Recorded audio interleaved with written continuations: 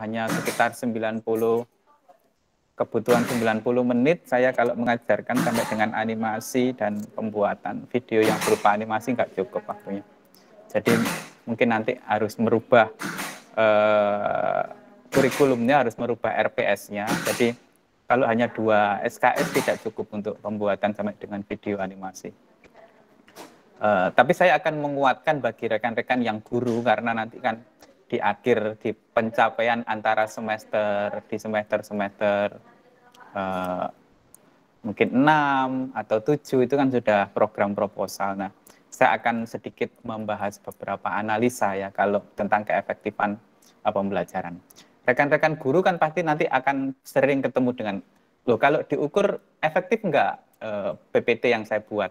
Kalau diukur videonya bagus enggak kalau dipergunakan untuk pembelajaran kayak begitu.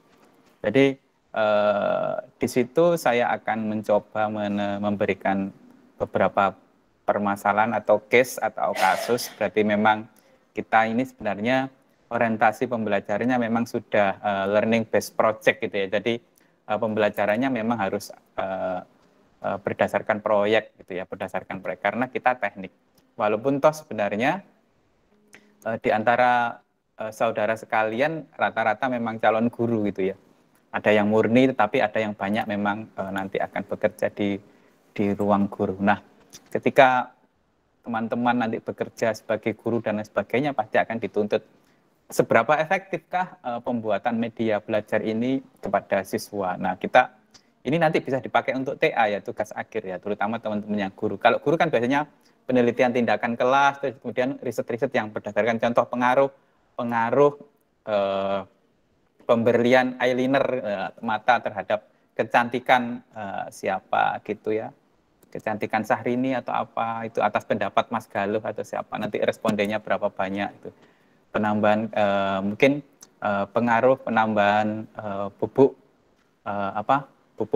powder baking powder terhadap tingkat organoleptik rasa dari produk itu kayak begitu. Jadi memang kita harus membutuhkan. Nah, yang bilang ada pengaruh tidak ada pengaruh itu analisa gitu. Bisa menggunakan regresi, bisa menggunakan korelasi, bisa menggunakan chi-square. Jadi nanti saya terangkan, saya mencoba menjadikan 2 materi kali ini ya. Nanti kita produk ngitung, terus bagaimana menentukan persepsinya. Setelah itu ada software gitu ya, ada software. Nanti mungkin minggu depan kalau ada perwakilan kelas boleh ke saya untuk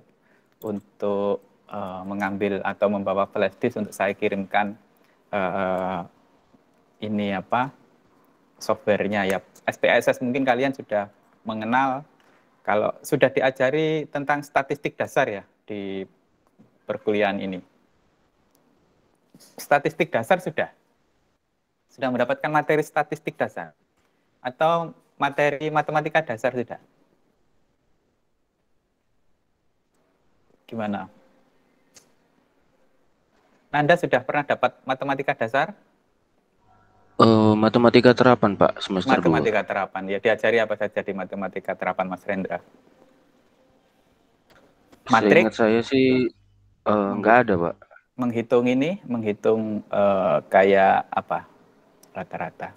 Diferensiasi. Aritmatika sosial, Pak. Linear seperti itu, Pak. Aritmatika. Aritmatika sosial.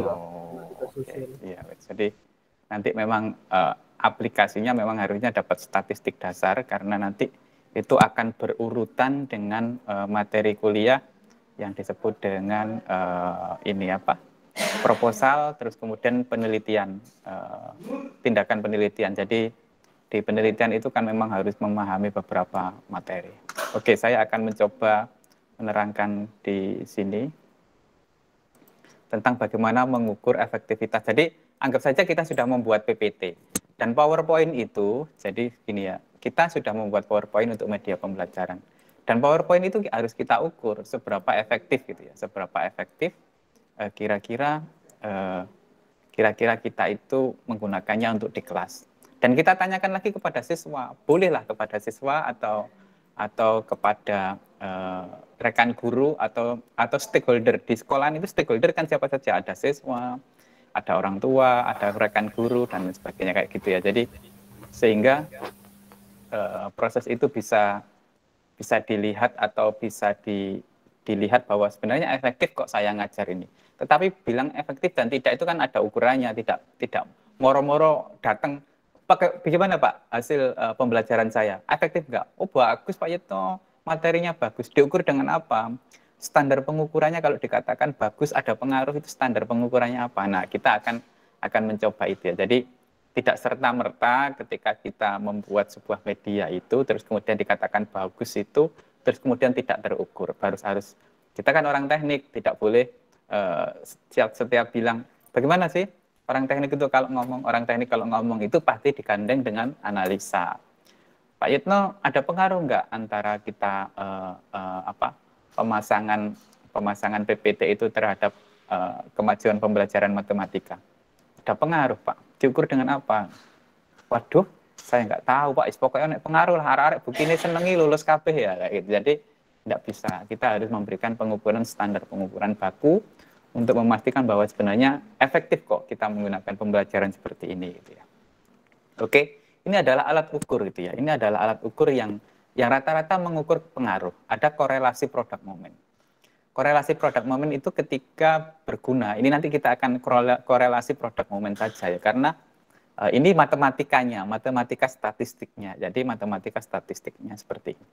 Itu untuk menghubungkan X terhadap Y. Jadi variabel itu ada variabel bebas yang disebutkan dengan X. Mungkin Bu Yayu, Mas Galuh sedikit mengenal karena mereka sebelumnya sudah pernah kuliah gitu ya. Bagaimana dengan variabel bebas? Variabel bebas itu variabel yang mempengaruhi variabel terikat. Berarti ada X, ada Y gitu ya. Berarti variabel X mempengaruhi terhadap variabel Y. Nah, itu biasanya korelasinya menggunakan secara matematis, secara sederhana menggunakan korelasi produk moment.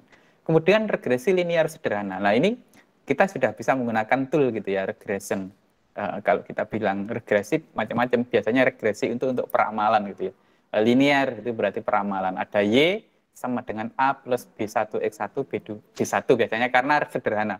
Kalau dibilang ada dua kan itu di tempat Pak Yitno di monitor Anda itu ada dua, ada regresi linear sederhana, ada regresi linear berganda. Regresi linear sederhana itu berguna ketika X-nya hanya satu, yang mempengaruhi hanya satu. Contoh, pengaruh PPT terhadap keberhasilan mata pelajaran PPKN. Gitu ya. Terus kemudian bagaimana dengan regresi linear berganda? Regresi linear berganda itu ketika X-nya lebih dari satu. Contohnya, pengaruh PPT, kemampuan guru, dan modul, berarti ada 3 ya X-nya ya. Pengaruh PPT, PowerPoint, kemampuan guru menerangkan, dan modul berarti ada 3, X1, X2, X3, terhadap keberhasilan siswa, terhadap keberhasilan mata pelajaran PPKN, berarti Y-nya 1, X1, X2, X3. Maka dianggap dengan regresi linear berganda. Bagaimana dengan chi-square? Nah, chi-square ini biasanya kalau Pak Yitno mengajarkan ini dipakai untuk teman-teman kebidanan. Jadi saya memastikan di rekan-rekan kebidanan kalau saya mengajar media pembelajaran, kalau di kebidanan saya kan biasanya promosi kesehatan. Saya di sana tidak banyak membuat PPT, tidak banyak membuat video, tapi lebih ke fokus ke pembuatan pamflet yang kita sebut dengan promosi kesehatan. Berarti bagaimana membuat flyer untuk bagaimana anak-anak bisa suka. Artinya orang tua lebih cenderung penggunaan ASI, tidak menggunakan MPASI, makanan pendamping ASI. Terus kemudian, nah itu biasanya analisisnya kita menggunakan chi-square. Saya terakhir itu menganalisis tentang perkembangan kala 1, kala 2. Jadi kala 1 itu pembukaan 1, pembukaan 2 pada ibu melahirkan itu terhadap kecepatan pembukaan itu terhadap. Terus kemudian bagaimana pengaruh pendampingan suami, berarti pendampingan keluarga melahirkan itu bisa X-nya lebih dari 1. Ada pendampingan keluarga, dukungan orang tua, anak seperti itu, dia lebih tenang nggak ketika mau melahirkan. Jadi dibedakan antara yang ada pendampingan suami, ada yang tidak ada pendampingan suami. Suami itu kan kadang, ya nanti kalau cari suami, jangan cengeng ya, kalau istrinya melahirkan terus takut nggak mau mendampingi gitu ya. Cari suami yang tangguh gitu ya, di bidan tangguh atau suami siaga gitu ya. Jadi ada pendampingan. Nah itu kita analisa. Biasanya kalau di kebidanan saya menggunakan yang chi-square. Nah kita nanti akan ada 2 ini pada korelasi produk moment. itu di materi pertama, kemudian regresi linear sederhana dengan menggunakan tool atau software. Nah itu ya gambaran, jadi kita harus mengukur, media yang kita pakai harus diukur, tidak boleh tidak terukur. Dikatakan baik, kata Pak Agus Ridwan, bagus Pak PPT-nya. Loh, hanya itu pengukurannya? Iya, kita cukup pakai itu saja Pak, nggak bisa ya, harus dilakukan analisa gitu ya. Oke, ambil contoh seperti ini. Sebanyak 30 siswa diminta untuk diukur pengaruh media PPT yang dibuat terhadap pemahaman materi belajar. Maka kalau ada judul pengaruh media PPT terhadap pemahaman materi belajar, maka kata-kata di belakang pengaruh itu dianggap X, setelah terhadap itu dianggap Y. Berarti ini boleh banyak. Pengaruh media PPT, peran guru, buku, suasana kelas terhadap pemahaman materi belajar. Jadi kalau seperti itu judulnya, maka X-nya adalah media PPT terhadap pemahaman belajar. Materi belajar, jadi seperti ini, X-nya apa? Media PPT terdapat, ini sudah indikator variabel. Ketika kita mengukur media PPT, diukur dengan apa? Kita membuat 5 pertanyaan ya, 5 pertanyaan dengan nilai maksimal 25 poin. Kita terangkan nanti kalau ada contoh seperti ini. Terus kita membuat pemahaman materi, Y-nya itu belajar. Materi belajar ada 4 pertanyaan dengan nilai maksimal 20 poin. Oke, kalau seperti ini, maka kita dapat gambarkan seperti ini. Kriteria penilaian skalanya menggunakan skala Likert. Jadi, yang disebut dengan 25 poin, berarti itu sebenarnya menggunakan skala Likert. Kita menggunakan skala Likertnya adalah ketika kita menilai sangat baik, itu nilainya 5. Ketika baik, itu nilainya 4. Ketika cukup baik, nilainya 3. Kurang baik, 2. Tidak baik, nilainya 1. Jadi tidak boleh menilai PPT-mu ya apa nilainya? 0. Nggak boleh lah, ya kita memberikan nilai. Kalau mau di skala berapa? Ya 3 lah Pak, cukup. Nah, gitu, begitu. Jadi, nah, bentuk seperti ini bagaimana sih bentuk kuisnya? Kita coba akan lihat, pertunjukkan ke kalian. Pertanyaannya kayak apa sih kalau ada kasus seperti ini? Nah, kayak begini ya. Jadi, untuk mengukur itu sebenarnya kalau kita tabulasi dari PPT itu, sebenarnya kuisnya itu kayak begini. Nah, kuesioner ya, berarti untuk menanyakan beberapa media itu kepada orang yang kita tuju atau sampling atau sampel atau responden ya.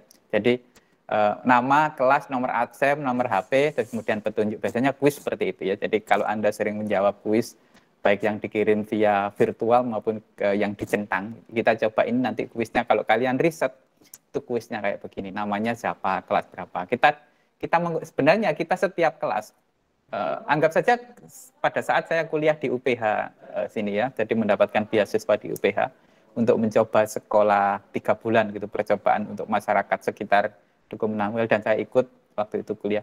Jadi setelah dosen ngajar itu harusnya dia memberikan angket seperti ini, memberikan kuis. Apakah dosen tadi mengajar benar enggak? Berarti langsung setelah ngajar itu dia menyebar angket ke adik-adik itu, ke adik-adik mahasiswa. Kita nyentang seenaknya saja, jadi namanya memang dirahasiakan gitu, mungkin nomor atau apa coding gitu ya, jadi namanya kita rahasiakan. Dan angket itu kita setor ke pimpinan, oh hari ini ngajari enak, hari ini ngajari enggak enak. Itu sebenarnya yang harus dilakukan. Nah, seperti ini petunjuknya adalah bacalah pernyataan dan masing-masing dengan seksama, kemudian berilah tanda X. Nah, kalau pertanyaannya seperti ini tadi kriteria skala Likertnya ya. Kalau sang SB, dia nyentang di SB, itu berarti nilainya 5. Dia nyentang di B, berarti nilainya 4. Dia nyentang di CB, berarti nilainya 3. Dia nyentang di KB, berarti nilainya 2. Dia nyentang di TB, berarti nilainya 1. Mohon maaf, salah ini. 2, ini 1 harusnya. Oke, ini salah. Oke. Jadi ketika dia bilang tidak baik, itu masih ada nilainya, tapi 1. Oke. Pertanyaannya seperti ini. Nah, ini soalnya seperti ini. Jadi kalau ada pertanyaan, apakah PPT tampilannya menarik dan baik? Ya, kita nggak tahu ya. Mereka kan ada 30 orang ada 30 siswa yang kita berikan pertanyaan. Andai kan dia nyentang di sini, berarti nilai kita 5. Gitu ya. Oke, berarti kalau ini saya nilainya 4. Kalau ini berarti saya nilainya 4. Kalau ini saya nilainya 5. Oke, berapa jumlah nilai yang diperoleh kira-kira? Ada yang tahu? Di sini sebelum ya. Saya coba di sini. Oke, Berapa nilai yang diperoleh orang ini? 19, Pak. 19. Berapa? 1, 2, 5, 5, 10, 4, 4, 8, ya 19 ya. Jadi dia memperoleh nilai 19, benar. Oke ya. Terus kemudian sama ini ya, berarti tadi pertanyaannya di X itu ada 5 pertanyaan, di Y itu ada 4 pertanyaan. Kita ambil dari sini ya, kita ambil dari sini. Kita ambil dari sini, dari soal yang diberikan. Yang ini tadi ya. Oke. Yang atas tadi. Media PPT terdapat 5 pertanyaan dengan nilai maksimal 25. Pemahaman materi belajar 4 pertanyaan dengan nilai maksimal 20. Oke, kita kembali ke ini dulu, ke sini. Jadi seperti ini ya, kalau seandainya dia dikasih gini, berapa nilainya? 20, Pak. Oke, 20 ya, benar. Jadi dia mendapatkan nilai 20. Oke, silakan. Ada pertanyaan? Paham ya? Sampai di sini paham? Ini harus paham, kalau enggak nanti kita nggak akan masuk ke analisa berikutnya. Paham ya? Jadi kuis jangan dikira ya kita ngisi angket pas kita jalan-jalan ke mall ada beberapa sales gitu. Mbak, tolong Mbak bantu ngisi angket itu. Kalian nyentang di mana itu ada poin nilainya gitu ya. Jadi itu coding ya, coding pada angket. Sebenarnya coding. Ini biasanya dirahasiakan. Yang ini dirahasiakan biasanya, ini biasanya memang ditutupi gitu ya. Kalau saya sih biasanya tak tutupi begini, tak putihkan gitu ya. Jadi ini memang rahasia biasanya. Tapi biar orang tidak paham. Pokoknya dia hanya ini sangat baik, cukup baik. Jadi tidak saya berikan nilai di angket saya. Tapi orang langsung pada persepsinya dia. Biar istilahnya bebas dia menilai. Kalau memang dikatakan PPT saya baik, ya baik. Kalau tidak, ya tidak. Nah ini di pemahaman materi belajar diwakili 4 pertanyaan dengan nilai maksimalnya berarti 20 kalau kita artinya kalau dia paham semuanya, dia akan nyentang di sini. Kalau dia tidak suka semuanya, dia akan nyentang di sini. Kalau dia orangnya acuh tak acuh, berarti di sini, di tengah ini. Berarti kalau orangnya acuh tak acuh, berarti dapat nilainya 15. Gitu ya. Berapa kan 3 kali 5 kayak begitu ya. Kalau uangnya nggak seneng sama kita, ya kita dapat maksimal nilainya 1. Tapi kalau dia suka ke kita, ya berarti nilai maksimalnya 25. Oke. Sampai di sini paham ya? Oke, saya lanjut. Saya lanjutkan lagi. Nah, ini kuisnya tadi. Nah, rumus ini adalah rumus korelasi produk momen. Ya. Rumus korelasi produk momen. Ini sebenarnya yang namanya matematika atau sering juga disebut dengan statistik analisa. Ya. Jadi, rumusnya Rx, kita akan mencari nilai regresi X dan Y. Itu adalah N, sigma itu berarti jumlah X kali Y, dikurangi jumlah X, dikalikan jumlah Y, dibagi, ya, ini akar kuadrat dari sini, ya. Kemudian, nah ini kalau masih soal-soal seperti ini kita kan bingung ya, kalau rumus-rumusannya seperti ini. Kita coba kita tabulasikan di sini.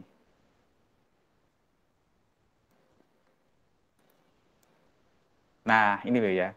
Jadi kalau ini kita Excel, jadi anggap saja, oke, saya tadi di sini ya.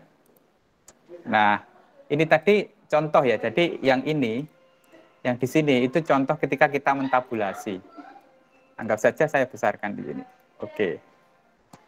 Saya besarkan. Oke. Siswa pertama itu mendapatkan nilai X11. Kalau dia mendapatkan nilai X11, mungkin dia simulasinya seperti ini. Dia jawab 2, 2, 2, 2, total ke samping 11. Gitu ya.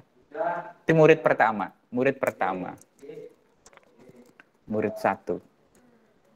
Murid 1, berarti berapa murid? Ada 30 murid ya. Murid 1.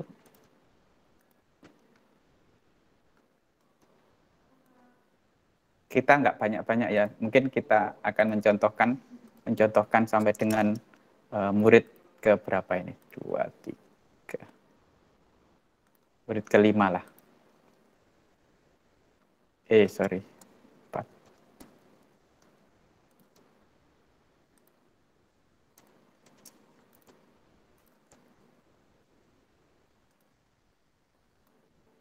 Oke. Kita sampai, berarti artinya 11 ini penjumlahan ke samping ya. Jadi 2 tambah 2 tambah 2. Berarti dia kalau di sini jawabnya, kita contohkan yang murid pertama ini jawabnya 2, 2, 2. Berarti kalau di kuis ini dia jawabnya, berarti di sini dia jawab 2x, terus berapa di sini? 3, berarti pertanyaan X3 itu berarti pertanyaan X3. Perencanaan X3 berarti dia di sini jawab X, di sini 3. Terus di sini dia jawab pertanyaan keempat menjawab 2. Berarti di sini dia jawab 2. Nah, kalau ada jawabannya dia seperti ini, maka tabulasi Excel-nya seperti ini. Berarti 2 ditambah 2 tambah 3 tambah 2 tambah 2 berarti 11. Oke ya, kayak gitu ya. Paham ya? Dari pertanyaan ini paham ya. Jadi kalau murid kedua ini menjawab pertanyaan 1-3, saya hapus. Oke.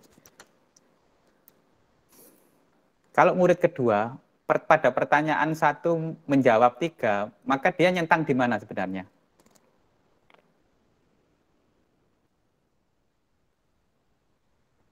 Saya ulang. Kalau murid kedua ini, murid kedua pada pertanyaan 1 dia jawab 3. Dia nyentang di mana? Di C, B, Pak. B, Pak. Nah, di CP ya. Oke ya, di sini ya. Oke, kita coba lagi.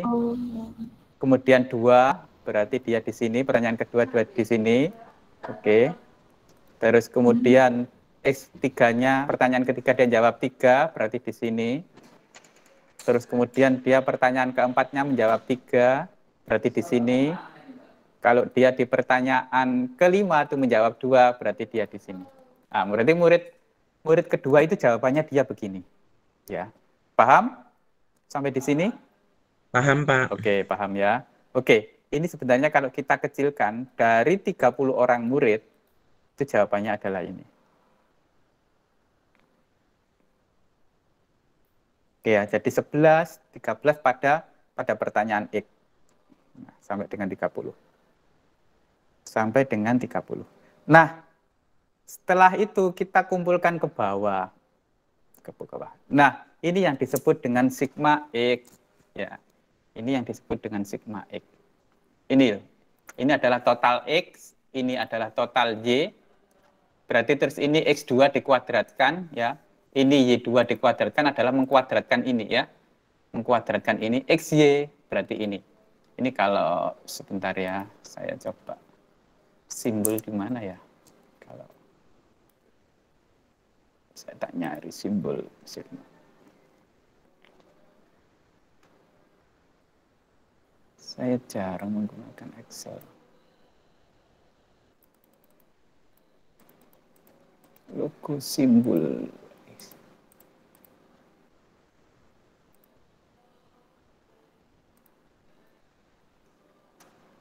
Mana ini simbol?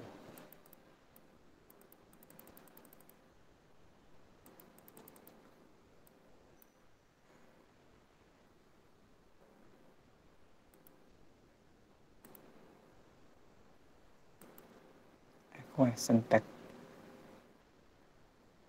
Saya coba ini dulu ya, nggak apa-apa ya, mirip-mirip aja ya.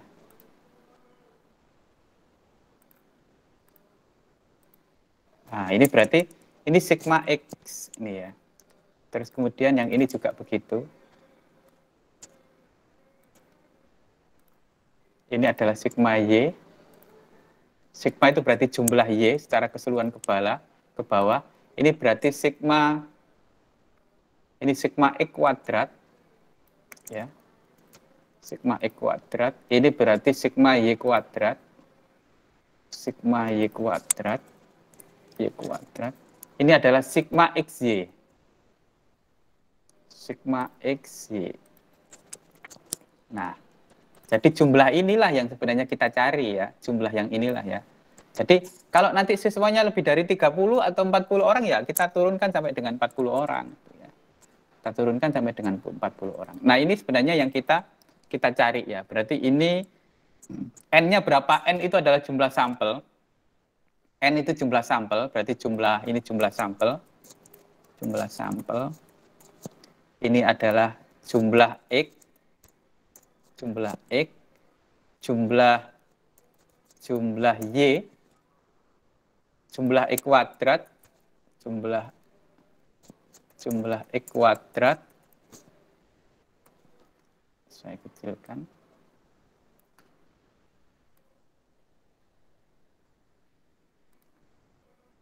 Ini adalah jumlah Y kuadrat.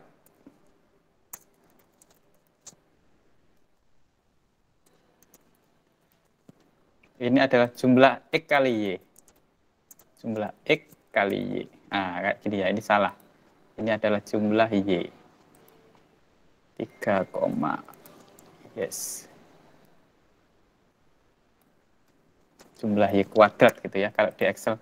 Nah, ini sebenarnya yang kita peroleh gitu ya. Berarti 30, jumlah N-nya adalah 30, jumlah X-nya adalah 398, jumlah Y-nya adalah 315, jumlah X kuadrat adalah 5.598, jumlah Y kuadrat yaitu 3.631, jumlah X dikalikan Y yaitu 4.436. Ini kalau kita tampilkan di PPT kayak begini ya. Nah ini ya, jadi itu tadi kalau kita salin di PowerPoint kayak begini. Nah kemudian bagaimana mentabulasi? Ini kan berarti kalau rumus ini tadi dimasukkan, berarti sigma N, ini sigma X, sigma Y, sigma X kuadrat, sigma Y kuadrat, sigma X kalikan Y. Berarti rumus yang ini itu diambilnya dari sini, dari tabulasi ini. Nah, N berarti kalau kita masukkan, ini N sudah ada, berarti 30. Sigma XY berarti 44,4436. Dikurangi sigma dari X, 394, dikalikan, jangan lupa ya, tanda kurung ini penting ya, ini adalah pengalian. Oke, jangan dihilangkan tanda kurungnya, nanti nggak ketemu. Terus kemudian sigma Y-nya berapa? 315. Dikurangi akar dari N dulu, dikalikan X kuadrat, jumlah X-nya itu berapa? Jumlah X kuadrat, berarti 5598. Dikurangi jumlah, ingat ya, jumlah X kuadrat dengan jumlah X yang dikuadratkan, harus paham ya. Jumlah X kuadrat, kalau di sini jumlah X kuadrat itu mana? Jumlah X kuadrat itu mana? Bisa enggak? Jumlah X atau sigma X kuadrat itu yang mana nilainya? 5.598. Oke. 5.598. Oke, benar. Kalau sigma X dikuadratkan, berarti mana yang dikuadratkan? Berapa yang dikuadratkan? Kalau sigma X kuadrat, sigma X dikuadratkan yang mana? Hah? Berapa? 398. Nah, 398 dikuadratkan ya. Dikuadratkan. Oke, benar ya. Benar ya, paham ya? Oke, jangan salah, nanti nggak ketemu, error berarti. Oke ya, paham ya. Oke. Ini kalau kita tabulasi ke bawah berarti begini pengukurannya ya.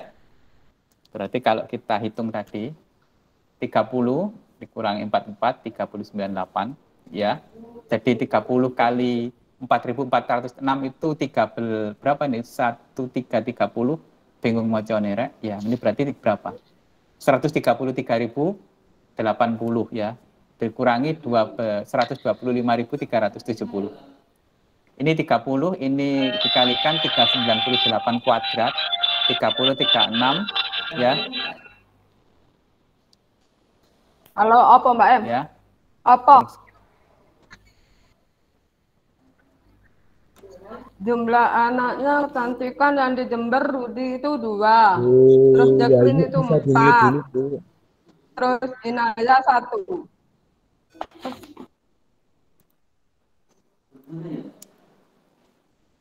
Oke, saya lanjut ya. Saya lanjutkan. Jadi kalau ini kita gambarkan secara keseluruhan, oke.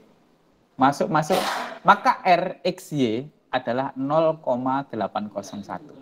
Ini diakarkan ya dari akar dari 936. Ya. Ini dikalikan dulu, ini hasil samping dengan samping ini, kemudian dikalikan dulu, dikalikan ketemunya ini, Terus akar dari 9 berapa ini? 9.250.254 atau berapa ini? 92.546.880 diakarkan. Terus ketemu ini, maka nilai R-nya adalah 0,801. Nah, apa sih artinya 0,801? Maka dianggap bahwa RXY 0,8 sehingga sekitar ini kalau dikalikan 100% berarti 80 kali 80,1. Maka sehingga sekitar 80,1% bahwa media PPT itu mempengaruhi pemahaman belajar siswa. Ya, berarti 80,1% bahwa PPT yang Anda buat itu berpengaruh terhadap pemahaman belajar siswa. Sisanya berapa? Berarti 100% dikurangi 80,1%, tinggal sisa 19,9% bahwa pemahaman belajar. Jadi artinya ada 19,9% hasil belajar itu yang tidak dipengaruhi oleh PPT kalian. Mungkin cara guru menerangkan, ada buku, ada modul itu dipengaruhi 19,19%. Jadi seberapa efektif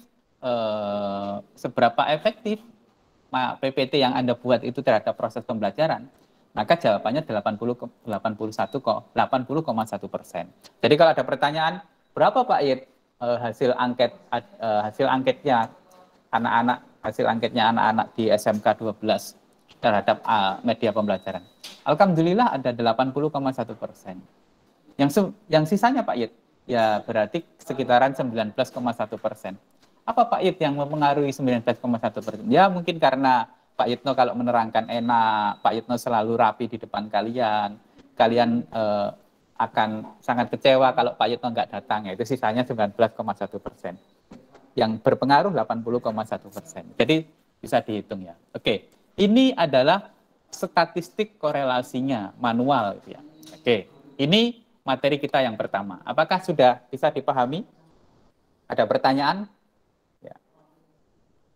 Oke, ini bukan soal ya, nanti aja. Nah, nanti kita akan ke bahasa pemrograman dulu. Kalau sampai di sini paham kira-kira? Jadi artinya sebelum masuk ke bahasa pemrograman harus paham dulu statistik dasarnya. Oke. Kira-kira ada kesulitan? Karena ini nanti kalian juga harus menjawab pertanyaannya Pak Yitno itu ya. Kira-kira ada kesulitan enggak? Pak, mohon maaf, untuk Ya. yang Y tadi dihasilkan dari mana ya, Pak? Oke, Y ya. Kalau Y ya. Oke, baik. Pertanyaannya kita ulang lagi. Y itu kan dari jawaban mereka menjawab kuis di Y ini. Sama sih. Jadi kalau Y itu kesulitannya di mana? Memahami angketnya Y. Ya. Ya, Ini Pak. kan Y. Berarti dia nyentang di sini. Kita contohkan dia ya. Y ini berarti nilainya berapa? Nilainya dia 10. Orang pertama nilainya 10. Berarti kalau nilainya 10, dia kira-kira jawab berapa saja? Nilainya 10 dari 4. Mungkin dia jawab gini, mungkin 3 saja kurang ya. 1, 3. Bisa nggak begini? Bisa nggak? Sorry. Dia kan nilainya 10 ya. Berarti orang itu nilainya 10. Berarti dia nyentang sini, terus nyentang sini. Benar nggak nilainya 10? Iya, Pak. Ya, benar ya, Mas Galuh ya. Berarti kalau Mbak yang tadi tanya Y itu dapat dari mana? Berarti dia menjawab angket ini, itu dia total nilainya 10 dari di sini. Oke. Kita coba orang kedua. Orang kedua dia jawabnya 12. Maka kalau 12, kira-kira berapa perolehannya? Ayo kita coba simulasi. 12 bagi 4 dapat berapa? 3. Dapat 3. Berarti dia 33 ya. Di sini boleh kan? Boleh nggak? Ini 12. Iya, Boleh ya? Pak. Boleh. Kalau di sini cukup nggak? 9. Kurang 1. Berarti harus Satu. ada yang di sini Iya. ya. Ini 12 juga kan? Iya. Ya. Ini juga 12 kan? 33 berapa? Ini 33 6, ini 4 10, ini 12. Kurang, Pak. Kurang. Tuh. Mosok 12 pas, Bu. 12 kan? Ini sama ini berapa? Sudah 10, ini 2. Iya. 12. Iya. 10 Boleh kan nggak? Boleh kan ya? Boleh, Pak. Kalau ini umpamanya begini, maka Boleh, mana Pak. yang harus dirubah? Boleh, berarti ini di sini ya. Nah, jadi ini ya cara memperoleh X dan Y. Yang penting adalah ini. Ini teknik mengambil angket.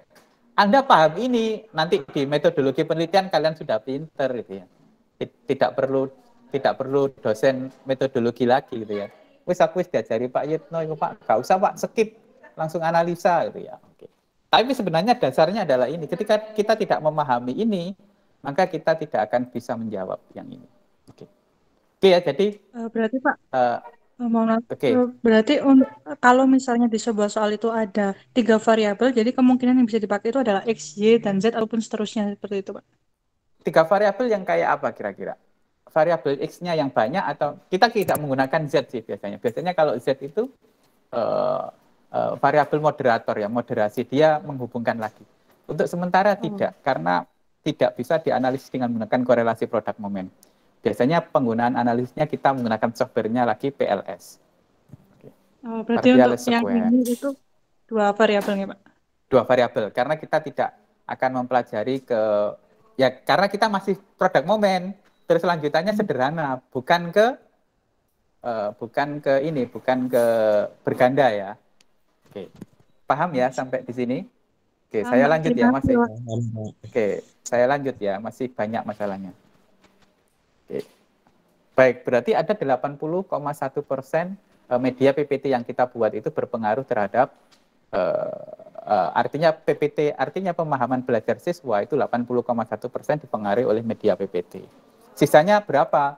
Berarti ada sisa kan 100% dikurangi 80,1, berarti 19,9 itu media PPT. Artinya pemahaman siswa itu tidak dipengaruhi oleh media PPT.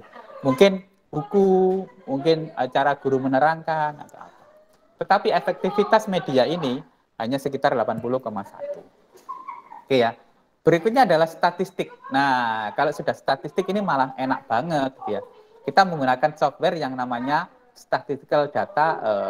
Ini SPSS itu kalau tidak salah statistical product social science. Sebenarnya ini untuk rekan-rekan yang dari sosial seperti ekonomi, teknik industri, ya kita salah satunya menggunakan software. Nah, kita coba, jadi tampilannya, Pak Yitno punya softwarenya, nanti kita ini menjadi inputan ya, jadi ini tetap X sampai dengan ini itu menjadi inputan. Ini yang akan kita copy. Kalau ini kita hitung manual, kita cukup mengcopy ininya saja. Mengcopy ininya. Kita coba ke softwarenya, jadi softwarenya itu, nah ini softwarenya. Ini SPSS ya Kak. Kalian boleh, saya tidak akan menerangkan SPSS itu apa. Ini sudah tahun berapa ya Pak Yitno mulai menerapkan ini tahun 2003 gitu ya. Adi Buwana awal-awal mengenal SPSS tahun 2003. Berarti sekitar berapa tahun yang lalu? Hampir 20 tahun yang lalu ya sudah ada softwarenya. Nah, ini softwarenya. Ini software yang kita pakai. Oke. Kita tinggal paste saja yang tampilannya kayak Excel gitu ya. Kita tinggal paste edit. Jadi kita paste. Nah, ini. Jadi itu tadi kita paste berarti ini sebanyak berapa respondennya 30. Nggak boleh keliru ya. Anunya di sini ya, di titik di depan sini, kemudian kita paste. Kita memberikan nama. Ya, oke, ini kita kasih nama X. Ini kita kasih nama Y. Ini tadi media desimalnya kita tuh nolkan karena kita tidak ada kita tidak kepingin ada koma gitu ya. Jadi sama ya seperti Excel-nya. Jadi nggak ada koma-koma. Ini kalau kita kasih begini, oke, desimalnya kalau kita naikkan jadi 2 atau jadi 2 begini, maka di sini ada komanya, tandanya. Ada komanya, koma 0000 gitu ya. Ini nggak bisa saya besarkan teman-teman mahasiswa karena sudah maksimal segini. Cuma saya tunjukkan tekniknya ya. Kita yang tadi mikir wangel itu ternyata disederhanakan dengan alat. Oke, X tadi adalah media PPT.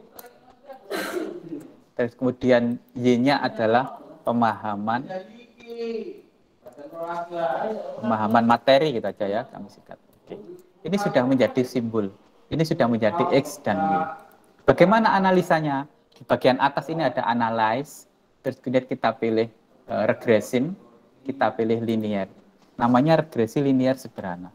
Maka X independent variable atau disebut dengan variabel bebas, kita masukkan angka X-nya ke sini. Klik pemahaman sebagai dependent. Dependent itu berarti variabel terikat, variabel yang dipengaruhi oleh variabel independen gitu ya. Nanti kalian statistiknya mencoba cari-cari di internet. Kita butuh R, nilai R ya, nilai R saja, dan deskripsi nggak apa-apa. Maka kita oke, akan keluar yang namanya nilai R.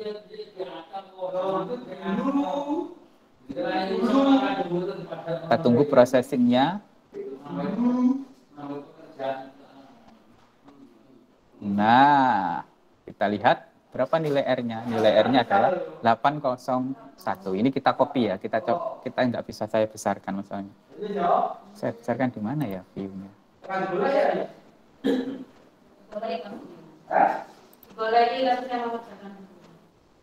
Nggak bisa, sorry, nggak bisa.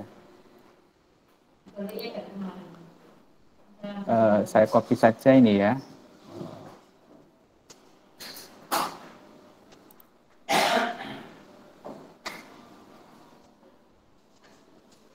Nilai R langsung di sini ya. Zoom out. Aduh, sorry. Oke. Nah, dia sudah mendeteksi angka sebegitu banyaknya. Tapi yang sangat penting adalah nilai R ini yang kita prediction. Ya. Maka R ini kita tidak perlu ngitung sesulit yang tadi. Ya. Loh, lihat, bayangkan. Dia sudah bisa mengeluarkan angka R. Dengan atribut analisis yang lain. Kalau R square ini adalah R yang ini dikuadratkan. Coba dihitung benar nggak dengan menggunakan kalkulator HP kalian. Berarti R yang ini dikuadratkan adalah menilai 0,642. Ini kan 0,801. Sama nggak dengan hasil yang ini tadi? Dengan hasil yang kita hitung dengan menggunakan manual yang ini tadi. Yang ini tadi, ya. Persis ya. Jadi yang kita mikir banget, itu ternyata bisa disederhanakan dengan hasil ini. Cukup dengan R801. Tetapi sebenarnya ini artinya segini banyaknya ini ada keterangan lain-lainnya gitu untuk mencari nilai T atau apa gitu. Banyak ya, jadi ada pengaruhnya yang menunjukkan hipotesisnya yang mana, ada pada uji T ini. Kalau kita model summary saja, di model summary bisa menunjukkan. ANOVA-nya itu uji F. Jadi kalau nanti ada X-nya lebih dari 1, maka jadi kalau dihitung tunggal, ketika X-nya yang ditanyakan temanmu tadi X-nya 1, cukup dengan menggunakan R ini dengan menggunakan F. Tetapi ketika nanti T apa R-nya lebih dari 1, ada X1, X2 atau X3, ini sebenarnya bukan, sorry, yang ini tadi sebenarnya bukan X1 ya, ini harusnya X1.1. X1.1 nanti biar tidak dianggap ini X1, X2. Berarti ini X1.2. Berarti pertanyaan X1 artinya variabel X1 pada pertanyaan kedua, ini 1.3. Jadi memberikan kodenya Pak Yutno salah, ini adalah X1.4. Berarti X1 pada pertanyaan keempat, X1.5. Nah, ini yang disebut dengan regresi. Jadi kita sudah membahas dua. Tujuannya untuk mencari nilai R. R ini menunjukkan bahwa tingkat keterpengaruhan atau tingkat efektivitas media belajar itu terhadap hasil pembelajaran. Kita coba copy. Kita copy di sini hasilnya.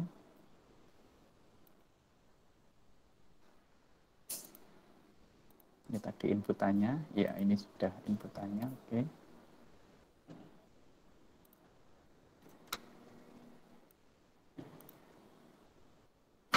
Oh sorry, di sini juga ya.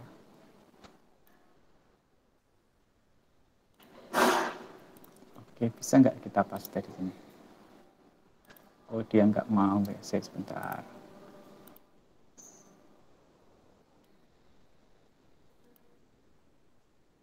sebagai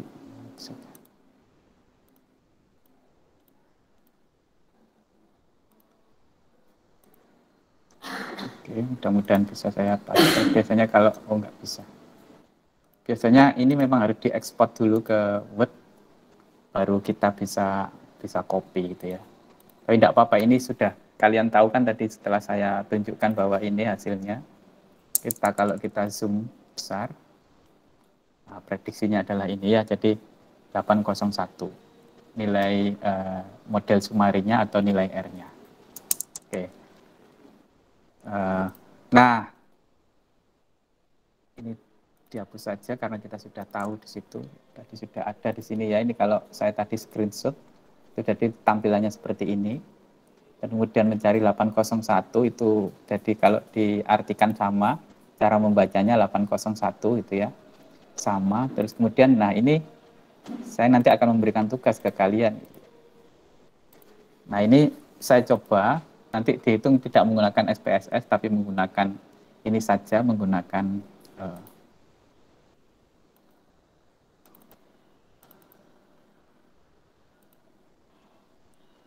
manual. Cuma saya minta di sini, ini adalah NIM kalian, 2 angka di belakang NIM, 2 angka di belakang NIM. Oke, yang sini juga NIM. Jadi nggak sama satu kelas ya. Oke, NIM. Sudah di angka di situ, yang lainnya sama. Saya kasih keterangan saja.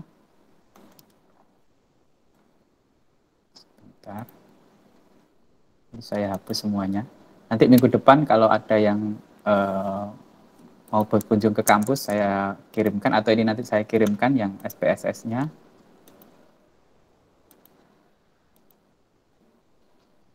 Tapi saya cukup minta perhitungan manualnya saja.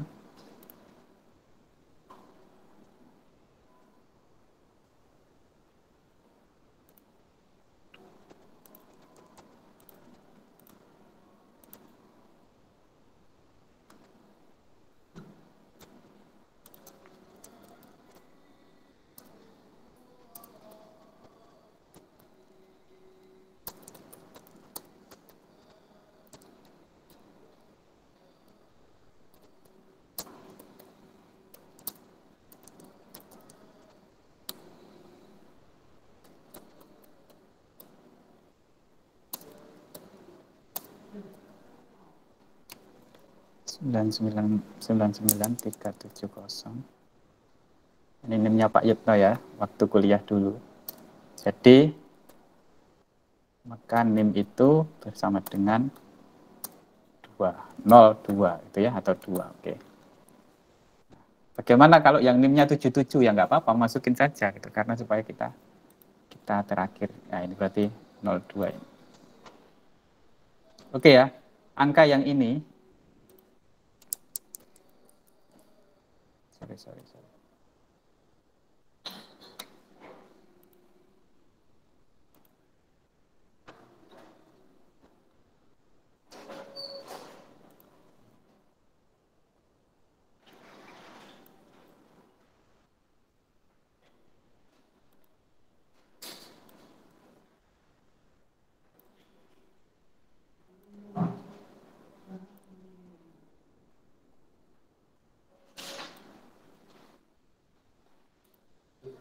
Nah, proses ininya harus disebutkan ya.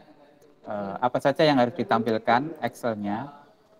Jadi harus ditampilkan kayak, jadi ini nanti saya kirim ke kalian. Ini sebenarnya foto laporan ya, jadi saya kirimkan.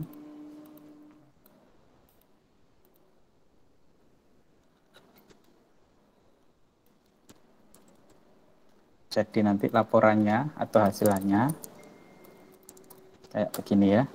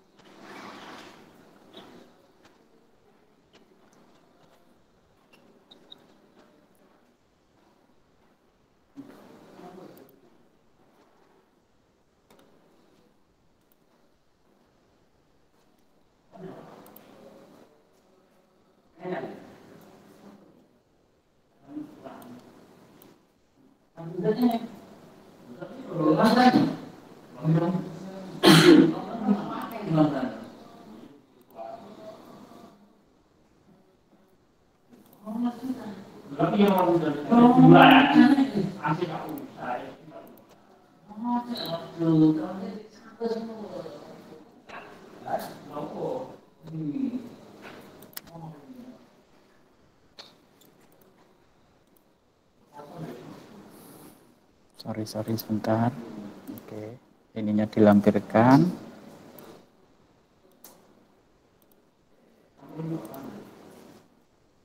Terus jawabannya juga di sini.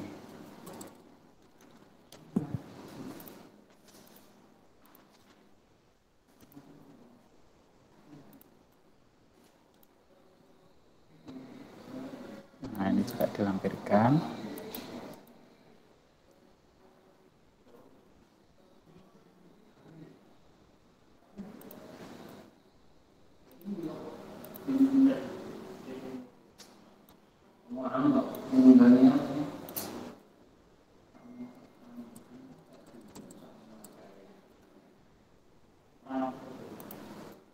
Sama ininya.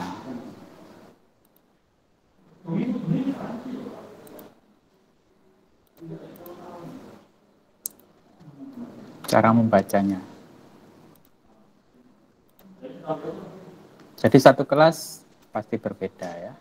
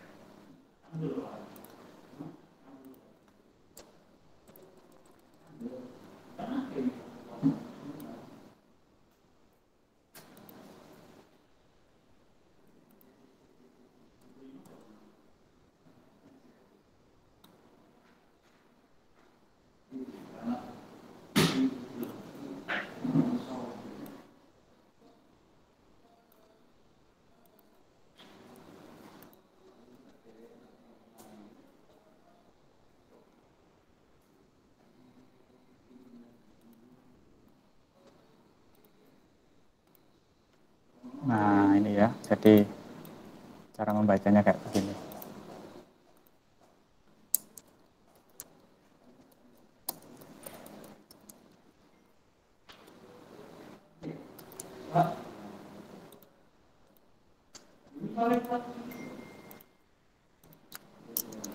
Oke. Ini menjadi jawaban kalian dan itu nanti akan dikumpulkan di pertemuan minggu depan di Firlenda. Oke, bisa dipahami? Ini nanti akan saya kirim ke grup. Jadi akan saya kirim bagaimana soalnya seperti ini, terus dengan tabulasinya. Tabulasikan tadi ada NIM-nya ya di sini berarti soalnya kayak ini. Soalnya juga akan saya kirim ke kalian. Terus hasilnya ditabulasi seperti ini, N berapa, sigma XY berapa, dianalisis seperti ini, terus kemudian hasil analisanya ditunjukkan seperti ini. Saya tulis ini 2 ya, mungkin 1.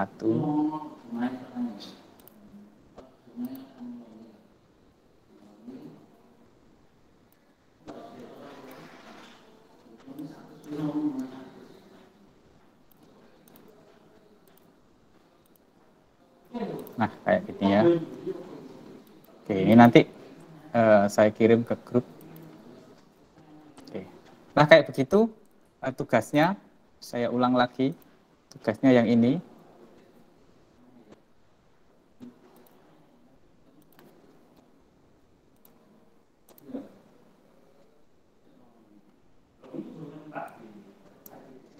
Nah, ini berarti ini adalah NIM kalian.